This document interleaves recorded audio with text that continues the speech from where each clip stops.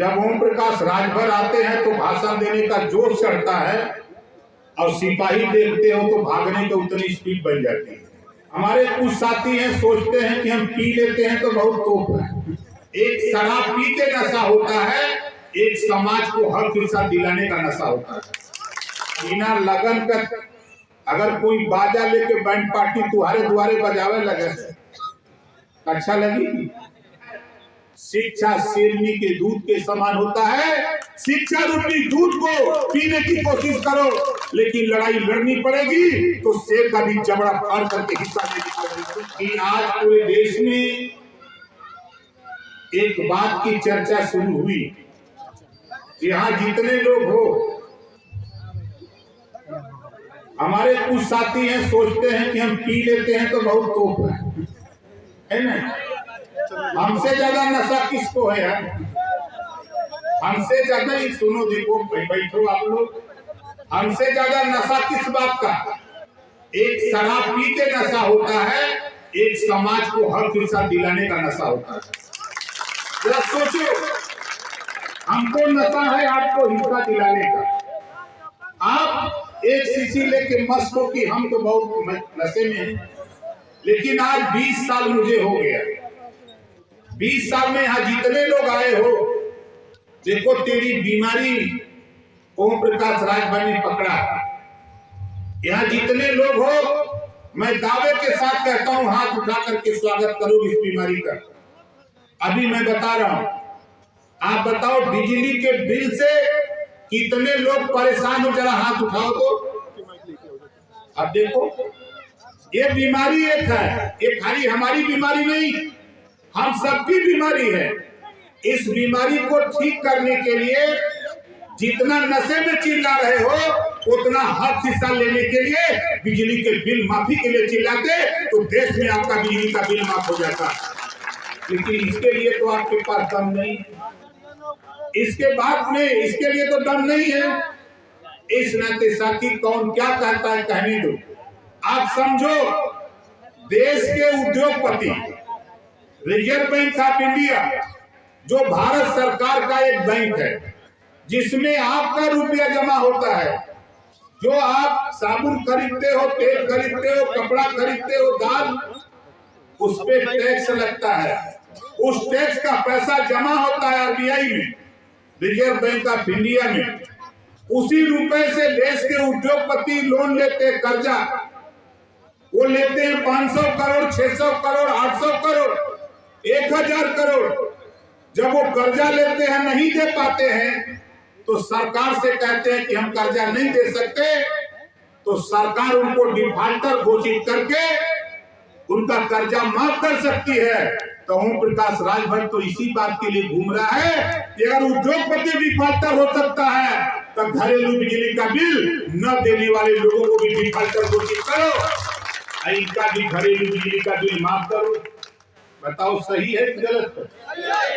बात तो सही है, बात तो सही है। लेकिन इसके लिए जब हम आते हैं, चाहे हम सहारनपुर जाएं, चाहे एटा, इटावा, कन्नौज, कासगंज जाए, चाहे झांसी जाए, चाहे बांदा, चित्रकूट, हमीरपुर, जालौन, मुरैना जाए, बात तो समझ में आती है कि नेता सही बोल रहा है। लेकिन लड़ाई लड़ने की जब बात आती है तो हम जातियों में बढ़ जाते हैं, हम भारत पाकिस्तान की लड़ाई शुरू कर देते हैं, हम हिंदू मुसलमान की बात करना शुरू कर देते हैं, हम राष्ट्रवाद की बात करना शुरू कर देते हैं। अपने घरेलू बिजली के बिल माफ कराने की बात हम भूल जाते हैं और उस कचड़े में पड़ करके हम 5 साल बर्बाद होकर के घूमते हैं। यही बात तो ओम प्रकाश राजभर समझा रहा है, इसी बात को लेकर हम लोग घूम रहे हैं। और हमारे साथी बहुत उतावले हैं चुनाव के लिए। अभी आप लोग सिस्टम समझो, जानकारी करो, जब तक चुनाव आयोग की तिथि न आ जाए, आप बताओ बिना लगन का अगर कोई बाजा लेके बैंड पार्टी तुम्हारे द्वारे बजावे लगे, अच्छा लगेगी? यार देखो, धैर्य रखो, पढ़ो लिखो। ओम प्रकाश राजभर क्या चाहता है? हम जो सोच पैदा किए हैं, हम चाहते हैं कि जैसा भी भाई सुनील सिंह ने बताया, हम तो यही बात कह रहे हैं कि देश के नेताओं को यही समझा रहा हूं कि इस देश में दुनिया के कई देश हैं, उसी तरह भारत देश में भी गरीबों के बेटा बेटी, जिस तरह दुनिया के तमाम देशों में गरीबों के बेटा बेटी को बिना पैसे में शिक्षा दी जाती है, तो वही शिक्षा भारत में भी बिना पैसे में दी जाए और एक समान शिक्षा, चाहे अमीर का बेटा हो चाहे गरीब का बेटा हो, एक समान शिक्षा। जो किताब जो पाठ्यक्रम अमीर के बेटा को पढ़ाई जा रही है, वही किताब वही पाठ्यक्रम गरीब के बेटा को भी पढ़ाने की व्यवस्था प्रदेश और देश में लागू कराने के लिए ओम प्रकाश राजभर घूम रहे हैं। हमको इस बात के लिए परेशान, हम स्नातकोत्तर तक कापी किताब फीस दवाई भोजन वजीफा कपड़ा जूता मोजा टाई बैग साइकिल फ्री में दिलाकर बिना पैसा में पढ़ाने का कानून बनाने के लिए हम उत्तर प्रदेश में संघर्ष कर रहे हैं, देश में लड़ रहे हैं। लेकिन आप जब तक तेरा बच्चा पढ़ेगा नहीं तब तक वो चपरासी भी अब नहीं बन सकता, जब तक तेरा बच्चा पढ़ेगा नहीं तब तक वो माली की भी नौकरी नहीं पा सकता, सिपाही नहीं बन सकता, दरोगा नहीं बन सकता, एसडीएम डीएम नहीं बन सकता। इस नाते साथियों, जो बात बाबा साहब डॉक्टर अम्बेडकर जी ने कहा है, शिक्षा शेरनी के दूध के समान होता है, शिक्षा रूपी दूध को पीने की कोशिश करो। आज ओम प्रकाश राजभर शिक्षा रूपी दूध को नहीं पिया होता, हम भी कहीं खेत में ट्रैक्टर पर माटिया लाते हैं, सही बता रहा। हम भी बहुत टाटा बिरला डालमिया सिंघानिया की तरह बहुत अमीर नहीं है, लेकिन इतना जरूर है कि किसी से गरीब भी नहीं, दिल का बहुत धनी हूं।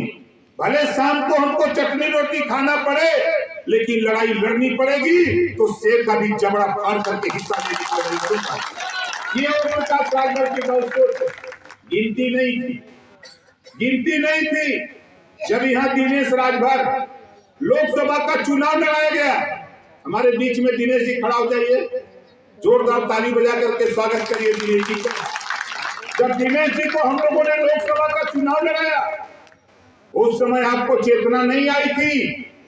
अगर दिनेश जी को एक एक वोट जाति के नाम पर आप लोगों ने दिया होता तो उसी समय अम्बेडकर नगर में राजभर का डंका बज गया होता उसी समय। उसके बाद भी हम लोगों ने कोशिश किया, हर बार कोशिश करता हूं कि तेरी पहचान कायम हो, तेरी ताकत लोगों को दिखे। थोड़ी सी ताकत पूरे पूर्वांचल के लोगों ने पैदा किया। आपने देखा देश के प्रधानमंत्री को जब अभी अयोध्या आए थे भगवान राम के मंदिर के शिलान्यास में, तब भी उन्होंने कहा कि जब तक महाराजा सुहेलदेव के सपनों का भारत नहीं बनेगा तब तक देश तरक्की नहीं कर सकता है। प्रधानमंत्री को बोलना पड़ा। हमारे गाजीपुर के जिले में गए थे, वहां प्रधानमंत्री जी को बोलना पड़ा। आपने देखा क्यों लोग बोल रहे हैं। अभी हमारे पूर्व राष्ट्रपति महोदय अमृत महोत्सव में आए थे, लखनऊ आए थे और सभी पार्टियों के नेता गुलदस्ता भेंट कर रहे थे। निषाद जी भेंट किए, पटेल जी भेंट किए। जब राजभर जी के पास आए तो सतीश महाना जी जो उत्तर प्रदेश विधानसभा के अध्यक्ष हैं, वो परिचय करा रहे थे। उन्होंने जब कहा कि ये ओम प्रकाश राजभर हैं, तो देश के पूर्व राष्ट्रपति महोदय ने कहा कि ओम प्रकाश राजभर को कौन नहीं जानता है, मैं इनको टीवी पर बहुत देखता हूं।